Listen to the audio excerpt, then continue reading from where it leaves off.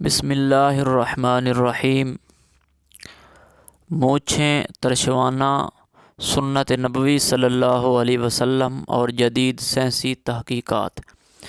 حضور اقدس صلی اللہ علیہ وسلم مونچھوں کو ترشواتے تھے، اور حدیث میں بھی آپ نے فرمایا، مونچھیں ترشواؤ اور داڑھی بڑھاؤ۔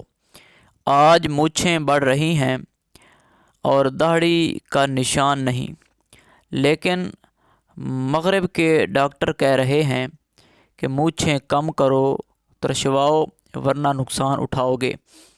اس ضمن میں ہم چند جدید سائنسی تحقیقات پیش کر رہے ہیں، ملاحظہ فرمائیں۔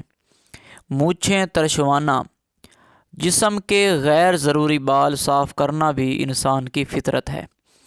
ان سے گندگی دور کرنے اور پاک صاف رہنے میں مدد ملتی ہے۔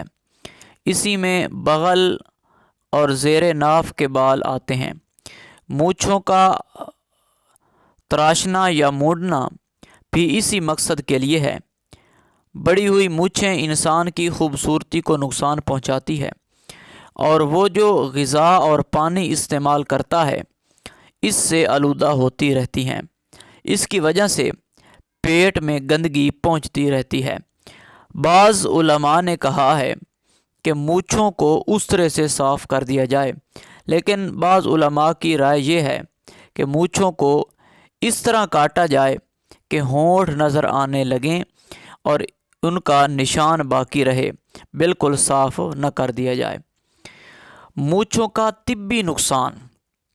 تحقیق کے مطابق اگر مونچھیں بڑی ہوں تو جراثیم ان میں اٹک جاتے ہیں، اور یہی جراثیم اس وقت اندر چلے جاتے ہیں جب ہم غذا کھاتے ہیں، جس سے طرح طرح کی بیماریاں جنم لے سکتی ہیں۔